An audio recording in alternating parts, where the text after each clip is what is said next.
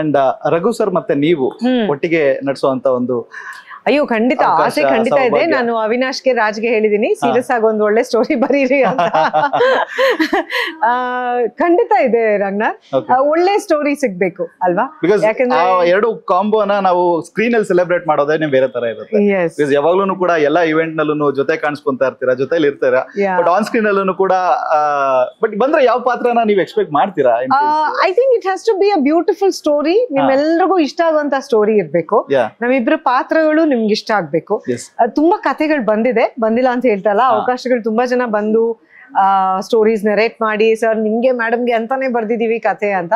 But ಇಲ್ಲಿವರೆಗೂ ಯಾವ್ದು ಆ ವಾವ್ ಫ್ಯಾಕ್ಟರ್ ನಮ್ಗೆ ಅನ್ಸಿಲ್ಲ. Okay this man this we have to do on screen ಅನ್ನೋ ತರ ಒಂದೆರಡು ಕಥೆ ಅನ್ಸಿದೆ. With still working on it. ಖಂಡಿತ ಮಾಡ್ತೀವಿ if the story is really good. And ನಾವಿಬ್ರು ಇವಾಗ ನೀವೆಲ್ಲರೂ ಅಷ್ಟು ಪ್ರೀತಿ ತೋರಿಸ್ತೀರಾ, ಅಷ್ಟು ನಮ್ಗೆ ಇಷ್ಟ ಪಡ್ತೀರಾ ನಮ್ಮನ್ನ. ಸೊ ನಾವಿಬ್ರು ಅಭಿನಯಿಸಿದಾಗ ಆ ಸಿನಿಮಾನು ನಿಮ್ಗೆ ಇಷ್ಟ ಆಗ್ಬೇಕು, ಆ ಕಥೆನೂ ಇಷ್ಟ ಆಗ್ಬೇಕು. ಸೊ ಹಾಗಾಗಿ V waiting for that. Okay.